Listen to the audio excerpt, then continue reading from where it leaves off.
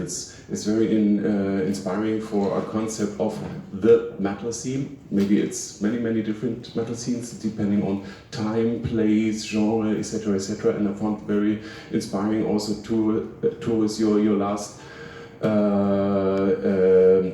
notes on that it is also depends on the perspective on who is talking about the scene or who is watching the scene. And I don't know if you're planning that for the book, and if we might utter wishes, but if I would might say one, so I would very much like to read something maybe in the introduction or wherever in the book that is goes a little beyond and tries to maybe discuss this kind of heterogeneity of concepts. So not only a series of very different scene concepts and so.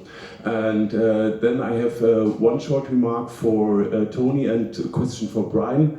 And the remark is, I found it very funny about this first heavy metal summer festival in Tallinn, and I don't know whether you didn't know, you didn't say it, maybe you know it, but the first riff we heard from that opener band, it was actually really a quote from the German pop duo Modern Talking.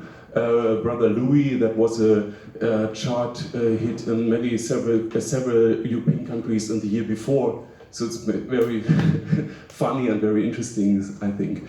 And I don't know if you would comment on that, maybe, or I could just pose my question for Brian. So I understood your paper as actually something about nostalgia and aging.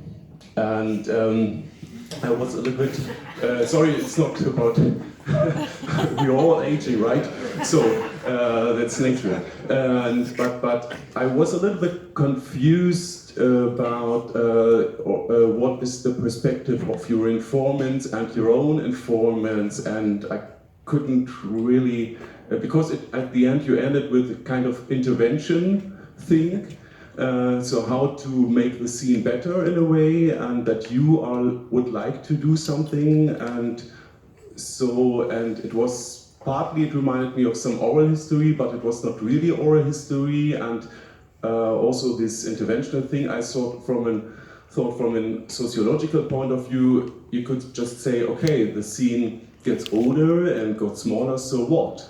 So why are you actually trying to make it better? So I would like you to, could you please say a little bit more about these different perspectives and how your own perspective is related to these of your informants?